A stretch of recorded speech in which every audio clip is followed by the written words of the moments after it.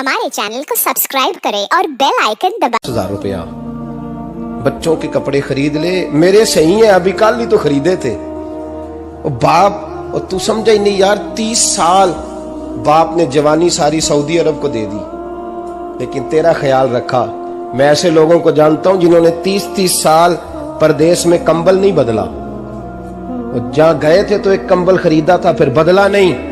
तू माँ बाप के बारे में, और यहाँ बच्चे हिसाब करते फिरते हैं, भाई तो पिछले महीने भी 5000 दिता सी, तुसी पैसे दा कर दे की हो। माँ बाप से हिसाब करता है तू। तिरमिजी शरीफ के लफ्ज हैं, एक सहाबी ने आके अर्ज की, या रसूल अल्लाह, पैसे विरासत के नहीं, मेरे अब्बा जी ने नहीं दिए मुझे, और मैंने खुद मेहनत करके कमाए। अब मेरा अब्बा मुझसे पैसे मांगता है तो क्या करूं, और मेरे हैं, मैंने कमाए हैं, अब्बा जी ने नहीं दिए, विरासत नहीं, सानी मिला।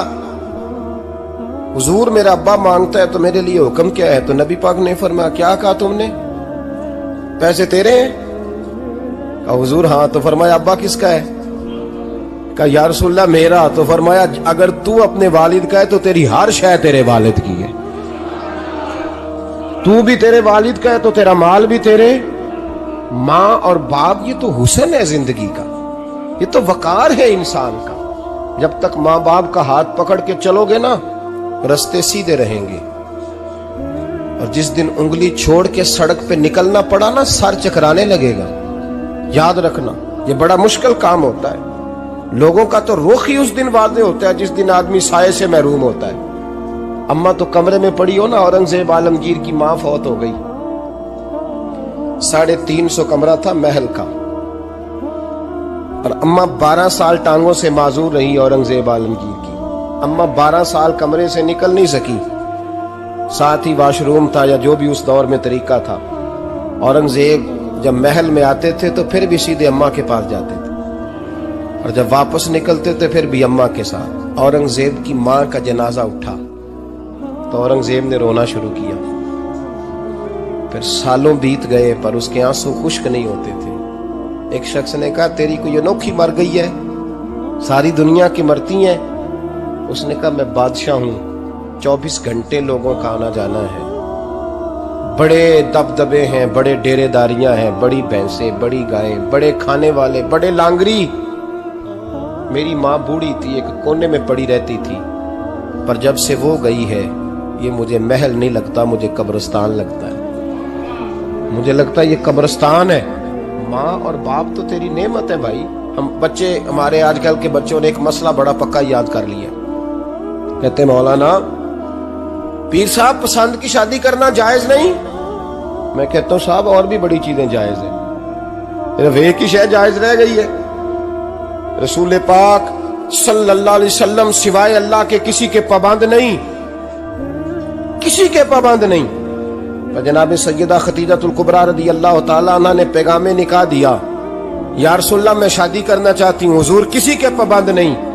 पर मेरे महबूब ने फरमाया, मेरा चचा मेरे वालिद की जगह है, मैं अपने चाचा से पूछ के तुम्हें जवाब दूंगा। यह है पसंद की शादी जो मेरे नबी ने बयान फरमाई है। तू सारा कुछ क्रॉस कर करके गुजर जाता है। यहां तो हाल यह है कि पालने वाला कोई और साये में बैठने वाला। बाग तेरे दी कर कर राखी, मैं सारी उम्र गुजारी, तो जदों ये फल पकन ते आया ते लै गए होर व्यापारी। और बेटा गुजरता है अम्मा के दरवाजे के आगे से, अम्मा के दरवाजे के आगे बेटा अमरूद लेके आया है 6 किलो। तवज्जो है मेरी बात पर? इधर देखें जी, छोड़े थोड़ी देर हमारी सुने। वो अमरूद लेके आया 5-6 किलो, तो अम्मा के दरवाजे के करीब से गुजर गया रात को। तो कमाई खाने का टाइम आया ना, तो गुजर गया। तो वो वजीर आजम से डरता है ना, तो जाके बीबी से कहता है, बीबी के हकूक देना भी रसूलुल्लाह की सुन्नत है। लेकिन ये क्या बात हुई, तूने बीवी और मां का मुकाबला शुरू करा दिया? समझ तो सही, ये तेरे लिए काबे की जगह है और तू बीवी के लिए काबे की जगह है। उसे भी समझना चाहिए, गौर करना चाहिए। 5 किलो अमरूद लेके तो मां के कमरे के करीब से गुजर गया है। बीबी को जाके कहता है, चल आधा किलो अम्मा को भी दे, उसके कौन से दांत हैं। तो प्लेट में डाल के वो लाई है। तू समझा ही नहीं, तूने गौर ही नहीं किया। بندہ تو وہ ٹھیک نہیں تھا، نیپولین، اور کسی نے اس سے پوچھا تھا بتا زندگی میں پیسے لینے کا مزہ کب آیا؟ اس نے کہا کہ مجھے مزہ تب آتا تھا کہ میں اپنی ساری کمائی لا کے اپنی اماں کے ہاتھ پہ رکھتا تھا، اور پھر جب میں اپنی ماں سے تھوڑا تھوڑا خرچہ لیتا تھا نا، تھوڑا تھوڑا، توجہ ہے میری بات پہ؟ اماں جی 10 روپے دے آجے، کہ تو جب میں تھوڑا تھوڑا خرچہ لیتا تھا نا تو مجھے یوں لگتا تھا جیسے میں بادشاہ وقت کے سامنے کھڑا ہوں اور وہ خزانے کا منہ کھول کھول کے مجھے دیتا جا رہا ہے۔ تو اس ذائقے کو سمجھ تو صحیح بھائی، تو اس کو سمجھ تو صحیح بھائی، یاد رکھیں اور غور کریں۔ ماں اور باپ، ابھی یہ بھی سن لیں، نبی پاک صلی اللہ تعالی علیہ وآلہ وسلم نے ماں باپ کے لیے فرمایا ہما جنتک و نارک، یہی تیری جنت ہے اور یہی تیرے لیے جہنم ہے۔ اگر یہ راضی ہو گئے تو تیرے لیے جنت ہے، ناراض ہو گئے تو چاہے تو ایک 100 پیر کے مزار پہ حاضری دے آ، لیکن جب تک ابا راضی نہیں اتنی دیر تک اللہ راضی۔ یہ حدیث پاک ہے، حضور نے فرمایا جس کے والد راضی اس کا اللہ راضی، اور جس کا باپ ناراض اس کا اللہ۔ ہاں بے شک، اب یہ حدیث ہے نا تو سارے ولی ایک طرف بیٹھ جائیں، کہیں یا اللہ بخش دے مرید کو، لیکن اگر ابا کہے یا اللہ نہ معاف کرنا تو اللہ ان اولیاء کی نہیں مانتا، والد کی مانتا ہے۔ اس لیے بلے شاہ آسمانی اڈدیاں پڑھنا ہے، جیڑا گھر بیٹھا انہوں پڑھیا ہی نہیں۔ بھائی یاد رکھو، ماں باپ سے پیار کرو، ان کی خدمت کرو، ان کے پاس بیٹھا کرو، اور ماں باپ کو ٹائم دیں، وقت دیں، چند گھڑیاں ان کے پاس بیٹھیں۔ آپ یقین کریں ابا جی سے آپ مشورہ کر لیں، صرف مشورہ، مرضی بے شک اپنی کریں، لیکن اس مشورے میں آپ کو اتنا سایہ ملے گا کہ زندگی میں کبھی ناکامی نہیں ہوگی۔ پر اسی سجن دی مننی ابے دی نہیں مننی، تو پھٹے پہ جو نلائق ہماری طرح کا بیٹھا ہے اس سے مشورہ لینا ہے، والد سے نہیں لینا۔ باپ کے پاس بیٹھیں، اس سے مشورہ لیں۔ میرے ابا جی کسان تھے، میں نے اپنی زندگی میں ڈھیروں چیزیں اپنے باپ سے سیکھی ہیں، درجنوں چیزیں سیکھی ہیں۔ میرے والد بڑے خوددار تھے، مزاج میں عجیب سی خودداری تھی۔ کوئی بندہ کبھی حال پوچھ لیتا تھا نا کہ حالات کس طرح کے ہیں، تو فرماتے تھے بھائی اگر بتانا ہوا تو اپنے اللہ کو بتاؤں گا۔ الحمدللہ بڑا فضل ہے، میں نے ان کے ہاتھوں پہ ہمیشہ چھالے دیکھے، ہمیشہ چھالے، لیکن ان کا ہاتھ کبھی کسی دنیا دار کے سامنے پھیلتا ہوا نہیں دیکھا۔ لوگ مجھے کہتے ہیں آپ کس پیر صاحب کے صاحبزادے ہیں، تو میں کہتا ہوں میں اس پیر کا صاحبزادہ ہوں جس نے محنت کر کے حلال کی کمائی کھائی ساری زندگی۔ یہ لوگ پیر نہیں ہوتے، یہ مرشد نہیں ہوتے، اور میں نے درجنوں چیزیں سیکھی ان سے۔ تو سیکھنے تو بیٹھ، تجھے ہزاروں چیزیں ملیں گی۔ بھائی اپنی زندگی میں ماں باپ کی طرف دیکھو، سب سے ضروری کام ہے انہیں وقت دو۔ اماں کے او بھائی بڑا مشکل ہے دنیا داروں سے تعریف کرانا، اماں دے کول تے ایویں 2 منٹ راتی بھئی نہ کھی اماں پیر کٹے نہ رضائی جو تیرے کوٹ چھڑا، اماں کہندی جا میرا پتر تھکیا ہے تو سو جا کے، میں کدو کام لگی سا، میں کدو حلوان ڈئی سا، جا سو جا کے۔ بس یہ کاروائی ہے، تو نے 2 منٹ کے لیے کہہ دیا، سویرے پورے محلے میں تیری اماں کہے گی اللہ میرے پتر ورگا پتر سارے نو دے، راتی آندا ہے تے مینوں گھٹ کے سوندا ہے، اللہ گھٹیا کوئی نہیں سو بھی کاروائی پائی سو، لیکن وہ سب کو بتاتی ہے۔ تو بھائی اتنی قیمتی چیز اور تو چھوڑ کے میں ابھی جلسے سے دیر سے آتا تھا نا، اب تو جاتا نہیں زیادہ جگہوں پہ، کوشش کرتا ہوں کہ چلو ماحول کے مطابق، تھوڑا خشک آدمی ہوں تو ہر جگہ سیٹ نہیں ہو پاتا، اس لیے کم جاتا ہوں۔ تو کبھی رات کو آتے تھے نا دیر سے، میری اماں جی شوگر کی مریض تھی، تو میں چھوٹے بھائی کو فون کرتا تھا کہ اماں جی سو گئے، کہنے سو گئے۔ میں کہتا تھا کہ تو نہ اس طرح کر، نیچے آ جا، 2 بج گئے، وہ شوگر کی مریض ہے، آنکھ کھل جائے نا تو دوبارہ لگتی نہیں بزرگوں کی، تو دروازہ کھول دے، اندر دستک دی تو دقت ہوگی۔ تو میں جوتے اتار کے اندر داخل ہوتا تھا، تو پہلا قدم رکھتا تھا تو میری اماں بول پڑتی تھی پتر آ گئے او بھائی تو اس درد کو سمجھنا، کوئی تجھے ملے گا، کوئی ملے گا تجھے ایسا۔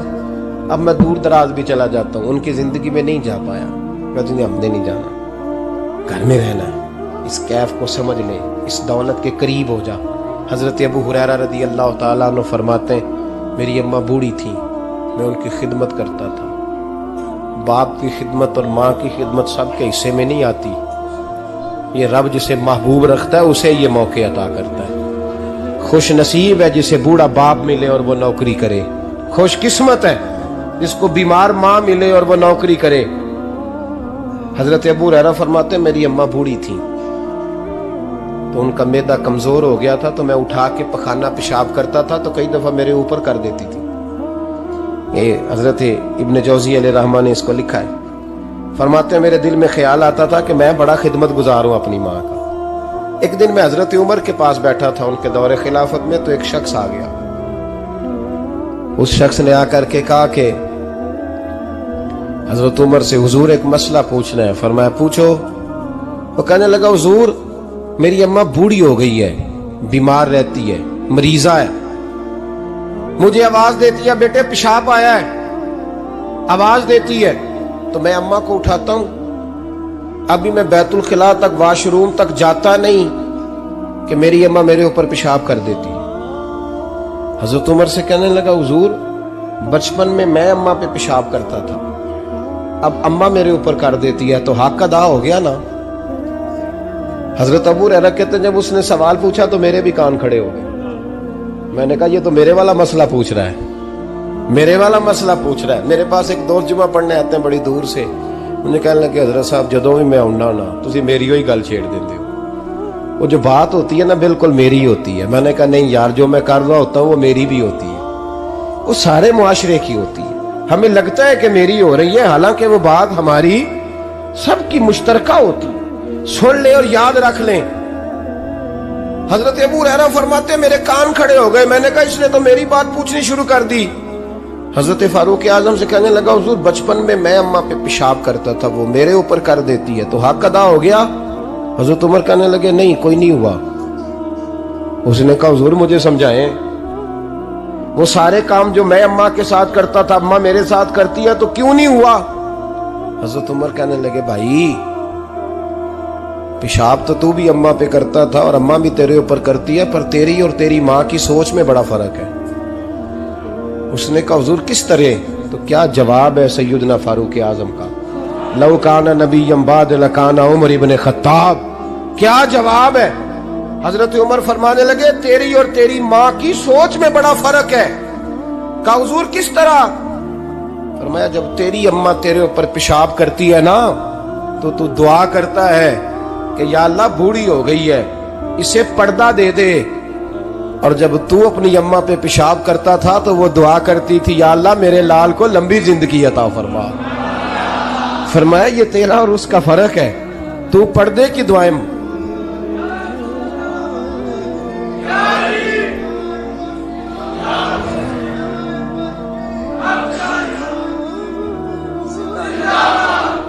سنے عزیزو۔ کہا جب تیری اور تیری ماں کی سوچ میں، اور نبی پاک صلی اللہ علیہ وسلم نے فرمایا ہے جتنے بھی گناہ انسان کرتا ہے نا اللہ کریم سزا کو روک دیتا ہے، قیامت میں سزا دے گا، اور جو ماں باپ کا نافرمان ہے نا اس کو دنیا میں بھی سزا ملے گی۔ جو ماں باپ کا نافرمان ہے اسے دنیا میں بھی، آپ یقین کریں بچے تھوڑا سا پڑ جاتے ہیں بیچارے تو ماں باپ سے کہتے ہیں ابا جی تسی پرانے دور دے ہو، تو انہوں کی پتا ہوئے، اور تجھے پتہ ہی نہیں بھائی، تجھے خبر ہی نہیں، یہ پرانے دور کے نہیں، تو بیوقوفوں کے دور کا ہے، تو سمجھ یہ کوئی تعلیم ہے؟ اکبر الہآبادی نے کہا تھا ہم ایسی لاکھوں کتابیں قابل ضبطی سمجھتے ہیں، ضبط کرنے کو دل کرتا ہے، ہم ایسی لاکھوں کتابیں قابل ضبطی سمجھتے ہیں جن کو پڑھ کے بیٹے باپ کو خبتی سمجھتے ہیں۔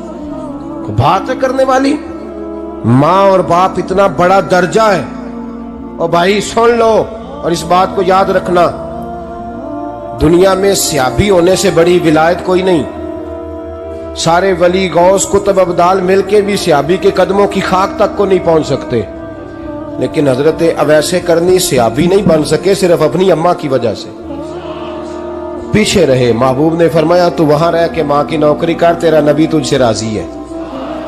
اتنا بڑا کام انہوں نے چھوڑ دیا، حضور کی ظاہری زیارت نہیں کر پائے، اور تو کہتا ہے میں فلانے پیر صاحب کے آستانے پہ ہوتا ہوں، اماں بڑے بھائی کے پاس ہوتی ہے، میں جاتا ہوں تنظیموں کے ساتھ، جماعتوں کے ساتھ، اور اماں فلانے کے ساتھ۔ یہ کیسی بات ہوئی؟ یہ کس طرح کا مسئلہ ہوا؟ جو تیری ڈیوٹی ہے اس ڈیوٹی کو پہلے ادا کر، نوکری کو پہلے کر، فرائض کا ادائیگی پہلے کر۔ تو فرض چھوڑ کے نفل کے پیچھے جا رہا ہے، اس کام کو پہلے سر انجام دے۔ میرے نبی پاک صلی اللہ علیہ وسلم نے فرمایا والدین کے نافرمان کو دنیا میں سزا ملتی۔ حضرت مالک بن دینار رحمت اللہ تعالی علیہ فرماتے ہیں مجھے اللہ نے 60 حج کرنے کی توفیق عطا فرمائی۔ کتنے؟ بول کے بتائیں۔ جس بندے کے پاس اتنے پیسے ہوں کہ حج پہ جا سکے، آ سکے، اور جتنے دن رہنا ہے گھر والوں کو خرچہ دے سکے، اس پر حج کرنا فرض ہے۔ پتہ ہے آپ کو اس پہ حج کرنا؟ اس لیے بیان کر رہا ہوں کہ حج کی درخواستیں جا رہی ہیں۔ ہم پتہ کیا کہتے ہیں؟ ہم کہتے ہیں بچے بڑے ہوں گے، شادی کروں گا پھر جاؤں گا۔ یہ کس نے فتویٰ دیا ہے؟ یہ کس سے آپ نے پوچھا ہے؟ وہ جب بڑے ہوں گے ان کی شادی کی چیز اس وقت آپ پہ فرض ہوگی۔ ابھی جو فرض ہے اس کو ادا کریں۔ اور یہ ترمذی شریف کی حدیث ہے، یاد رکھ لیں۔ نبی پاک صلی اللہ علیہ وسلم نے فرمایا جس پر حج فرض تھا اس نے کیا نہیں، بغیر حج کیے مر گیا، یا یہودی ہو کے مرے گا یا عیسائی ہو کے مرے گا۔ اتنا بڑا حکم ہے حج کے حوالے سے، لیکن لوگ انتظار کرتے رہتے ہیں پتہ نہیں کس چیز کا۔ جب آپ کو اللہ موقع دے، ہمت دے، تو پہلی فرصت میں یہ فریضہ ادا کریں، یہ ضروری کام ہے۔ حضرت مالک بن دینار فرماتے میں نے 60 حج کیے۔ ایک حج کے موقع پر میں نے بڑا رش دیکھا، لاکھوں کا اجتماع ہوا۔ میری باتوں کی سمجھ تو آ رہی ہے نا آپ دوستوں؟ جو نہیں بول رہے انہیں بھی آ رہی ہے نا؟ اللہ جزا دے۔ کہتے لاکھوں کا مجمع تھا، تو میرے دل میں خیال آیا، میں نے کہا اے اللہ اتنے لوگ آئے ہیں، ان کا حج قبول بھی ہوا ہے کہ نہیں؟ فرماتے ہیں میں سوچ رہا تھا تو رات کو نا خواب میں نے کسی کہنے والے کو کہتے ہوئے سنا کہ سب کا قبول ہو گیا ہے۔ بلخ کا رہنے والا محمد بن ہارون بلخی ہے، اس کا حج قبول نہیں ہوا۔ فرماتے ہیں شہروں کے علیحدہ علیحدہ خیمے لگتے تھے۔ اب بھی آپ حج کرنے جائیں تو پاکستانیوں کی رہائشیں علیحدہ ہوتی ہیں، انڈین کی علیحدہ، بنگلہ دیش کے علیحدہ، مصری، یمنی، سب لوگ علیحدہ علیحدہ رہائشیں ہوتی ہیں، جھنڈے لگے ہوتے ہیں ملکوں کے۔ کہتے ہیں میں نے سویرے اٹھ کے ڈھونڈنا شروع کر دیا، ڈھونڈتا ہوں وہ بندہ ملے۔ کہتے ہیں جہاں بلخ شہر کے لوگ رہتے تھے وہاں چلا گیا، تو میں نے لوگوں سے پوچھا تم میں محمد بن ہارون بلخی کون ہے؟ لوگ کہنے لگے وہ تو بڑا نیک آدمی ہے، پرہیزگار ہے، بڑے بولے بھالے، بڑے اللہ والے، ریاض آپ کو بس ہم ہی جانتے، وہ تو بڑا نیک ہے، پرہیزگار آدمی۔ تو میں نے کہا اچھا کہاں ہے؟ انہوں نے کہا پہاڑ کے پیچھے اس نے خیمہ لگایا ہوا ہے، ساری رات عبادت کرتا ہے، سارا دن روزہ رکھتا ہے، قائم اللیل ہے، صائم الدہر ہے۔ کیا بات؟ فرماتے ہیں میں ان لوگوں کی بات سن کے حیران ہو گیا کہ مجھے کیا بتایا گیا، یہ کیا کہہ رہے ہیں؟ فرماتے ہیں میں پہاڑ کے پیچھے گیا۔ حضرت مالک بن دینار علیہ رحمہ فرماتے ہیں جب میں وہاں پہنچا تو میں نے اس شخص کو مصلی پہ بیٹھے دیکھا، کثرت عبادت کے آثار اس کے وجود پر نظر آ رہے، سیدھا بازو اس کا کٹا ہوا تھا۔ فرماتے 2 رکعتیں مکمل کر کے نا میں نے اسے السلام علیکم کہا تو مجھے کہنے لگا وعلیکم السلام، آپ مالک بن دینار ہیں؟ میں نے کہا بڑی اس کی فراست ہے۔ فرماتے پھر اس نے ٹھنڈی سانس لی، کہنے لگا آپ کو خواب آئی ہوگی کہ میرا حج قبول نہیں ہوا۔ فرماتے ہیں مجھ پر اور بجلی گری کہ کیا کہہ رہا؟ فرماتے میں نے کہا یار لوگ بھی تیری تعریف کر رہے ہیں اور تیری بصیرت بھی بڑی ہے، تو یہ ماجرا کیا ہے؟ کہنے لگا آپ نہ پوچھیں۔ یہ کہہ کے اس نے رونا شروع کیا، دیر تک روتا رہا۔ میں نے کہا نہیں یار تو بتا۔ کہنے لگا نہیں آپ نہ پوچھیں، آپ ناراض ہوں گے۔ میں نے کہا میں نہیں ہوتا، تو بولنا۔ کہنے لگا حضور 24 سال ہو گئے مجھے حج کرتے ہوئے، 24واں حج ہے میرا، اور ہر سال کوئی اللہ کا ولی آ کے بتاتا ہے کہ جا چلا جا تیرا کوئی نہیں قبول ہوا۔ بے پروائی ویک سجن دی جتھے کسے دی پیش نہ جاوے، اونے تاجا والے در در رولے تے منگتیاں تخت بٹھاوے، آزم کسے نو کارا ملدا ہی کوئی کعبے او خالی آوے۔ کہتے ہیں اس نے مجھے کہا حضور 24واں حج ہے، ہر سال کوئی بتاتا ہے۔ میں نے کہا تیری غلطی۔ کہنے لگا میں اپنی ماں کا نافرمان۔ میں نے کہا واقعہ کیا ہوا؟ کہنے لگا حضرت اللہ نے مجھے دولت دی، مال دیا، زمینیں دی تو میں عیاش ہو گیا۔ آپ یقین کریں اللہ لوگوں کو مال دیتا ہے تو وہ سمجھتے ہیں میری چلاکی سے آیا ہے، میں تیز بڑا تھا اس لیے آیا ہے، نافرمان ہوتے ہیں۔ لیکن جو رب لینا جانتا ہے، دینا جانتا ہے، وہ لینا بھی۔ وارث شاہ مان کری نہ وارثاں دا، رب بے وارثہ کر کے مار دائی۔ لوگ بڑے سمارٹ بن جاتے ہیں، ان کی گفتگو میں بڑا تکبر ہوتا ہے، ان کے نگاہوں کے انداز میں بڑے، وہ کہتے ہیں اوہ سب لوگ بیوقوف ہیں صرف میں سیاح ہوں، کام جو صحیح چل رہا ہے۔ او بھائی 1 منٹ لگتا ہے انسان کو بادشاہ سے فقیر ہونے میں۔ ایک امام مالک رحمت اللہ علیہ بیٹھے تھے تو ہارون رشید آپ سے کہنے لگا امام ابو مالک سے، حضرت بتائیں اس وقت اللہ کیا کر رہا ہے؟ آپ فرمانے لگے یار تو بڑے موٹے دماغ کا ہے، کس طرح کے سوال پوچھتا ہے؟ بادشاہ تھا نا، کہا نہیں آپ بتائیں۔ تو امام مالک فرمانے لگے تو تخت پہ بیٹھ کے سوال پوچھتا رہتا ہے اور میں نیچے بیٹھ کے جواب دیتا رہتا ہوں، نیچے آ پھر بتاتا ہوں۔ اس نے کہا جناب بتائیں۔ فرمانے لگے تو سوالی ہے نا، تو تو نیچے بیٹھ اور میں اوپر بیٹھتا ہوں۔ کہ جناب آ جائیں۔ ہارون رشید نیچے آ گیا، امام مالک تخت پہ بیٹھ گئے۔ فرمانے لگے اب بتا کیا پوچھ رہا تھا؟ کہنے لگا حضور پوچھا تھا اللہ اس وقت کیا کر رہا ہے؟ فرمانے لگے رب اس وقت تجھے سمجھا رہا ہے کہ اس تخت پہ تکبر نہ کرنا، 1 منٹ لگتا ہے میں تجھے اٹھا کے مالک کو بٹھا دیا کرتا ہوں، یہ تجھے سمجھا رہا ہے، لہٰذا اس سمجھ پہ قائم رہنا، تکبر نہ کرنا، ایک ہی تو منٹ لگتا ہے، یہ تجھے سمجھا رہا ہے۔ تو وہ شخص کہنے لگا محمد بن ہارون بلخی امام مالک بن دینار سے کہ حضور بڑی دولت تھی تو میں عیاش ہو گیا تھا، رمضان کا مہینہ تھا، اماں تندور میں روٹیاں لگا رہی تھی، میں شراب پی کے گھر آ گیا۔ ہمارے ہاں یہ بھی فیشن ہے نا، اب مہندی والے دن چودھری صاحب کے ڈیرے پہ جوان شراب پیتے ہیں تو پوچھتے ہیں حاجی صاحب آپ تو حاجی بھی ہیں تو ڈیرے پہ منڈے کیا کرتے رہے؟ کہتے میں ڈیرے تے تھا مینوں نہیں پتا، وہ کار لگے سن۔ حاجی صاحب آپ کو سارا پتا ہے اور اللہ آپ سے پوچھ لے گا۔ یہاں تو کوئی آدمی چپ کر جائے گا آپ کے قلوں کی وجہ سے، لیکن عرش کے مالک کو بھی تو جواب دینا ہے کہ نہیں؟ کیا طریقہ ہے؟ دیکھیں نا، کول والے دن محفل اور مہندی والے دن اللہ سے صرف دکھوں کا رشتہ ہے، رسول اللہ سے صرف غموں کا رشتہ ہے۔ اگر تو نے ڈھول ڈمکا شور شرابہ کیا ہے شادی والے دن تو کول والے دن بھی بجا، تیرا پتہ چلے، جنازے میں بھی بجا۔ کیا تماشا ہے؟ مذہب صرف رسم ہے، ضرورت ہے، کوئی مر گیا تو قرآن پاک کھول لو، باقی جو مرضی کرو۔ حج بھی کیتی جاندے ہو، لو بھی پیتی جاندے ہو، کھو کے مال یتیماں دا بھیج مسیتی جاندے ہو، پھٹ دلاں دے سیندے نہیں، ٹوپیاں سیتی جاندے ہو، نفس تے چھری پھیر دے نہیں، بکرے کیتی جاندے ہو، فرض پلائی بیٹھے ہو، نفلاں نیتی جاندے ہو، او دسو تے سی بلے نو اے کی کچھ کیتی جاندے ہو، او دسو تے سی بلے شاہ نو کی کچھ کیتی جاندے ہو۔ کوئی طریقہ ہے؟ کول شریف پہ مولوی صاحب تشریف لائیے گا ابا جی کے کول ہیں تو میں تو کہتا ہوں بجا نا بینڈ باجے والا آج بھی، تیرا پتہ چلے کہ یہ دو کام کیسے ہوتے ہیں۔ تو کس طرح دو کشتیوں کا سمجھ نہیں آتی بات کی۔ میں تو جاتا ہی نہیں بینڈ باجے والی شادی پہ، میں کہتا جب کو مردی پڑھا لو نے کہا، ہم سے نہیں دو کام ہوتے، اللہ روزی دینے والا ہے، ایک ہی کرتے ہیں، 2 رنگی چھوڑ کے یک رنگ ہو جا، سراسر موم ہو جا یا سنگ ہو جا، موج کرو۔ ہم اس چکر میں پڑتے ہی نہیں، ہم وہ راستہ ہی چھوڑ دیتے ہیں جو ہماری طبیعت کے مطابق نہیں ہوتا، بس ختم ہو گئی بات۔ اس لیے غور کریں اور یاد رکھیں اس بات کو۔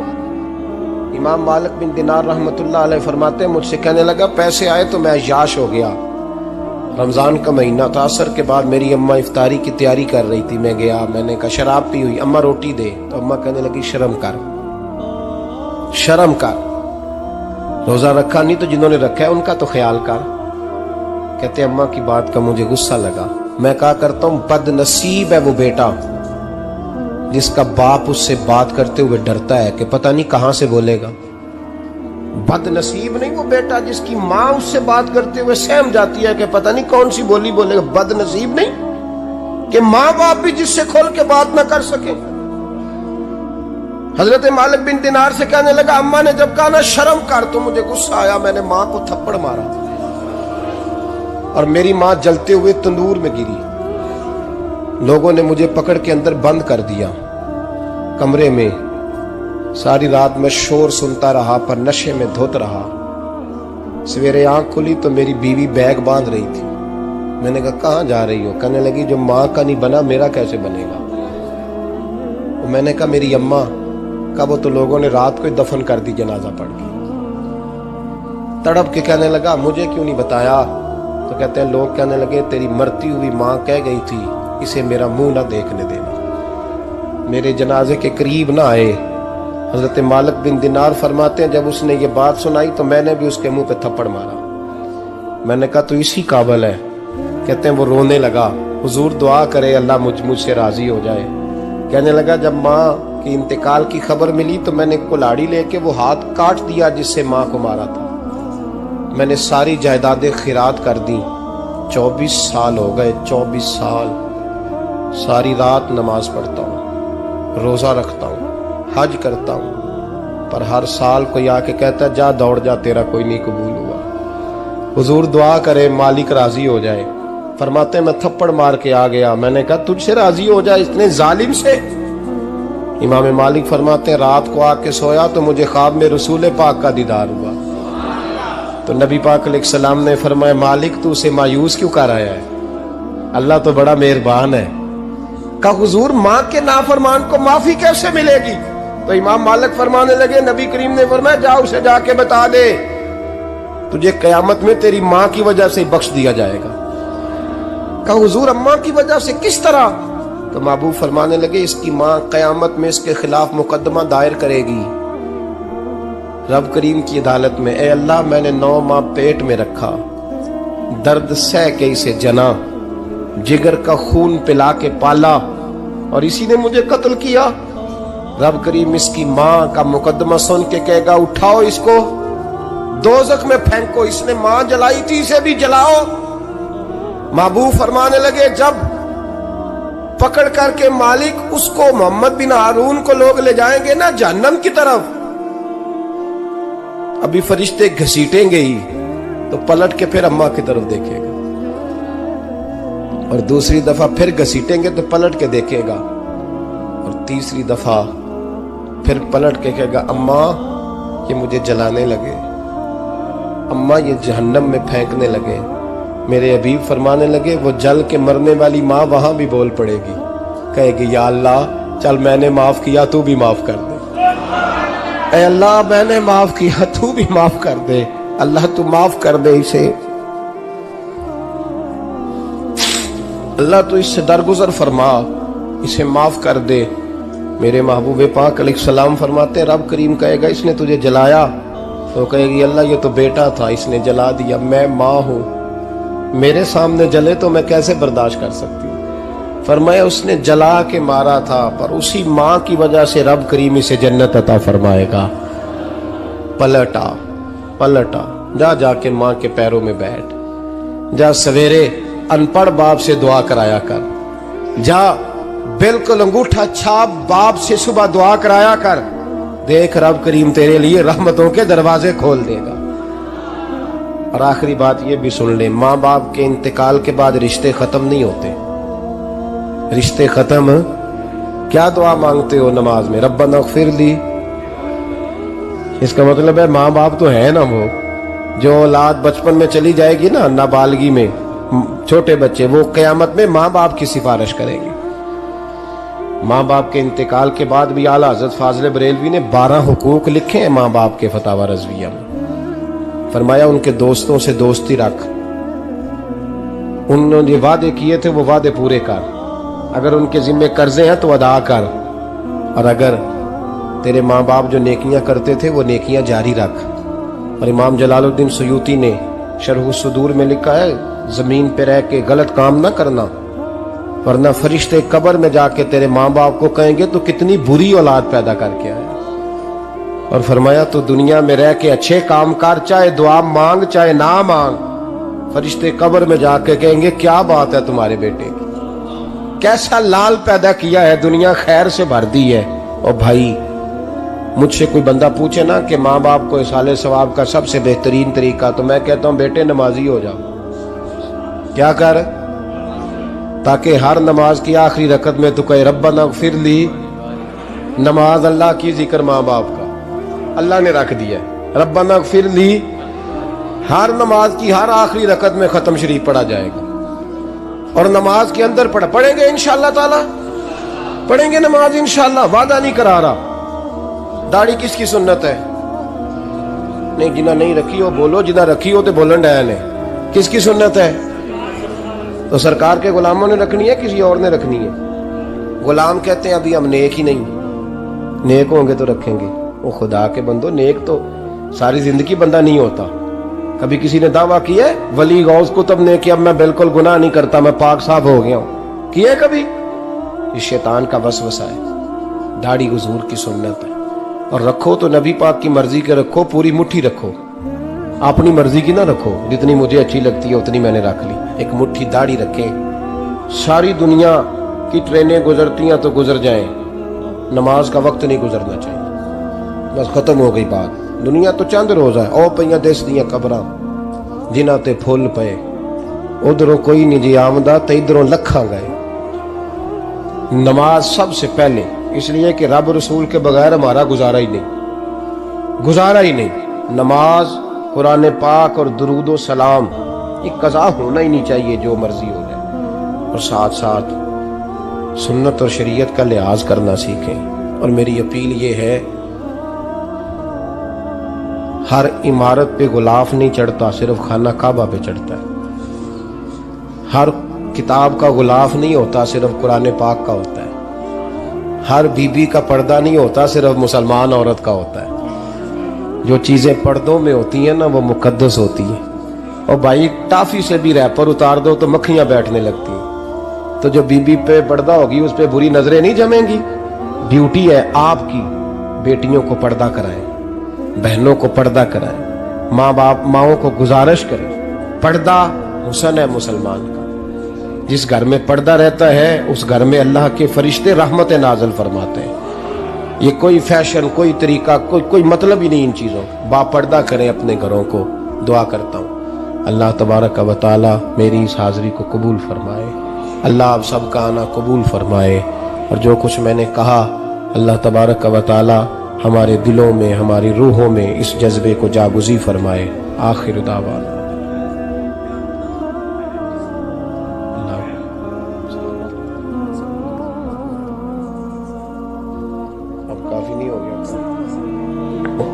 میں تقریر بھی اتنی کرتا ہوں 35-40 منٹ کی، یہاں تو کچھ زیادہ ہو گئی ہے میرا خیال ہے. تھوڑی بات کرنے کی کوشش کیا کرتا ہوں. چلو میری رائے یہ ہے کہ خوراک تھوڑی ہو تو ہضم جلدی ہو جاتی ہے. ارسلان صاحب سے میں نے کہا میرا کھانا نہ پکانا. میرا موقف یہ ہے کہ محفلیں سستی کرنی چاہیے تاکہ زیادہ ہونی شروع ہو جائے. مہنگی بڑی ہیں اس لیے میں دس زیادہ ماڑا بندہ تے ہاتھ ہی نہیں نہ پاندہ. تو میں کہا کرتا ہوں کہ کم سے کم خرچہ ہو. ہمارے کروڑوں روپیہ سالانہ لگتا ہے محفلوں پہ. اگر اربوں کہہ دوں تو پھر بھی بات غلط، لیکن اس کا رزلٹ ہمیں اس طرح کا نہیں ملتا جس طرح کا ملنا چاہیے. لیکن آپ نے عظمت والدین پہ پروگرام کیا. میری رائے یہ ہے کہ حقوق زوجین پہ بھی ہونا چاہیے. اور شادی سے پہلے ہر بچے کو میاں بیوی کے حقوق کا پتہ ہونا چاہیے. بعد میں 3 طلاقیں دے کے آ جاتے ہیں، کہتے ہیں مینوں پتہ ہی نہیں سی. تو اگر پہلے پتہ کر لیں گے تو یہ تماشا نہیں لگے گا. لیکن یہ کام ہوتا نہیں. بہن بھائیوں کے حقوق پر بات ہونی چاہیے. یہ بڑے ضروری کام. اور یہ بھی سارا میرے نبی پاک کا میلاد ہی ہے، اس لیے کہ یہ باتیں مصطفیٰ نے سکھائی ہیں ہمیں صلی اللہ. ایک بات کہی حضرت نے، میں عرض کر دیتا ہوں. محدث ابن جوزی رحمۃ اللہ علیہ ایک بزرگ کے بارے میں فرماتے ہیں. وہ کہتے ہیں کہ بعض لوگوں نے تو ان کا اپنا نام لکھا ہے اور بعض جگہ پہ ایک اور بزرگ کا ذکر ہے اور بیان روایت حضرت محدث ابن جوزی فرماتے ہیں. وہ کہتے ہیں کہ میں گھر میں کوئی کام کرانا تھا، کام ہوتے ہیں نا چھوٹے موٹے گھر میں، تو فرماتے ہیں میں مزدور لینے گیا بغداد میں. چوکوں پہ مزدور ساری عمر کا مزدور ہی ہے نا بیچارہ. امیر تو امیرتا روتا جا رہا ہے اور غریب غریبتا رو رہا ہے. ہمارے تو پیر بھی لوگوں کو کہہ رہے ہیں فقیر ہو جاؤ، خود امیر ہوتے جاتے ہیں. خود روز بروز امیر ہو رہے ہیں، دنیا کو کہہ رہے ہیں فقیر ہو جاؤ. تم بھی تو تھوڑا فقر اختیار کرو نا بھائی، جو درس دے رہے ہو. اللہ ماشاءاللہ، سب کی بات نہیں کرتا. فرماتے ہیں کہ میں نا مزدور لینے گیا बगदाद के चौक में मजदूर बैठे होते थे, तो मेरी उन मजदूरों में से ना एक नौजवान बच्चे पे नजर पड़ी। बड़ा कमजोर सा वजूद था, लेकिन चेहरे पर इबादत का निशान था। माथा बताता था कि नमाज का बड़ा ख्याल रखता है। मैं उसके करीब गया। चेहरे भी बड़ा कुछ बताते हैं ना, चेहरों में भी बड़ी रानाई होती है। फरमाते हैं मैं करीब गया, मैंने उसको कहा बेटे मजदूरी करोगे? तो कहने लगा मजदूरों में बैठा हूं तो हुजूर मजदूरी के लिए ही तो बैठा हूं। तो मैंने कहा कि चलो फिर। कहने लगा नहीं मेरी कुछ शर्तें। मैंने कहा बताओ? कहने लगा पहली शर्त यह है कि लोग 4 दिनार दिहाड़ी लेते हैं, मैं 3 दिनार लूंगा। मैंने कहा यार बे तो बड़ी बेहतरीन है, बाकी भी इस तरह की रख ले। उसने कहा हुजूर दूसरी शर्त यह है कि मैं आपकी मुकम्मल बात मानूंगा, लेकिन जब अजान हो जाएगी फिर आपकी नहीं सुनूंगा। तीसरी बात उसने ये की कि हुजूर मैं आपके घर में काम करूंगा पर आपके किसी सवाल का जवाब नहीं दूंगा। कहते मैंने कहा यार तू बड़ा अजीब है, शर्तें तो मालिकों की होती हैं। कहने लगा जी बहरहाल मैं शर्तें लगा के जाता हूँ। फरमाते मैं उसे घर ले आया। काम मैंने उसको बताया तो जो काम मजदूर सारे दिन में करता है ना, उसने 2 घंटे में कर दिया। हमारे मजदूर सिगरेट पीने में भी तो आधा घंटा लगाते हैं, वो चाय पीने जाएं तो पौना घंटा। वहां उनको भी तो दयानतदारी करनी चाहिए कि नहीं करनी चाहिए? ने मुआहदा किया है ना जी, तो पूरा उतरना चाहिए ना। कहते 2 घंटे में। अब काम जब बंदा शुरू कराता है तो काम और निकल आता है। कहते काम मैंने उसको और बता दिया, वो करने लगा। उसने मिट्टी निकाल के रखी थी बाहर रास्ते में, तो अजान हो गई जोर की। उसने वहीं कुदाल छोड़ी कई और चलने लगा। तो मेरा बेटा कहने लगा इसको जरा बराबर कर दो। कहने लगे चुप कर जा, तेरे बाप से बात हुई थी, जब अजान होती है तो मैं किसी और की नहीं सुनता, सिर्फ अल्लाह रसूल की सुनता हूं। कहते मस्जिद चला गया, नमाज पढ़ के आया तो दोपहर का वक्त था। मेरी बीबी कहने लगी इसको को खाना खा ले। कहते हमने कहा खाना खा लो। तो कहने लगा मैंने रोजा रखा हुआ, रमजान भी नहीं था, नफली रोजा रखा हुआ। फरमाते हैं शाम हुई, मैंने 3 दिनार दिए। तो मैंने कहा तेरा नाम क्या है? कहने लगा मैंने आपसे कहा था मैं किसी सवाल का जवाब नहीं दूंगा। तो वो चला गया। अगले दिन मैं फिर लेने गया उसे, काम कुछ और निकल आए। तो लोगों ने बताया वो सिर्फ हफ्ते वाले दिन आता है। मैंने कहा क्यों? कहने लगे जी वो कहता है मेरा हफ्ते का खर्चा 3 दिनार है, जब 3 दिनार कमा लेता हूं तो बाकी सारा टाइम अल्लाह रसूल की जिक्र में गुजार दिया करता हूं। फरमाते हैं जी अगले हफ्ते मैं फिर लेने गया। मैंने पूरा हफ्ता इंतजार किया कि काम उसी से कराना है। मैं जब गया तो मैंने कहा चलो। कहने लगा मेरी शर्तें याद है ना? और मैंने कहा याद है भाई साथ चल। फरमाते हैं काम कराया। 2-3 हफ्ते वो आता रहा। एक हफ्ते में गया तो लोगों ने कहा हुजूर आज नहीं आया। क्यों? कहने लगे बीमार हो गया। कहाँ घर है? कहने लगे बगदाद के कब्रिस्तान के पीछे जो कच्ची आबादी है उसमें रहता है। फरमाते मैं गया, दरवाजे पे दस्तक दी तो कहने लगा हुजूर आप हैं? दरवाजा खोला है आ जाइए। फरमाते मैं अंदर गया तो मैंने कहा तुम्हें कैसे पता चला मैं आया हूँ? कहने लगा हुजूर अल्लाह वाले हो, आप नहीं आना था, वरना अमीर तो गरीबों का पता लेने कोई नहीं आते। कहते मैं करीब गया तो कहने लगा मैं आपका इंतजार कर रहा था, तेज बुखार है, तप रहा। जेब से कुछ पैसे निकाले, कहने लगा ये पैसे रख लें। एक अंगूठी निकाली,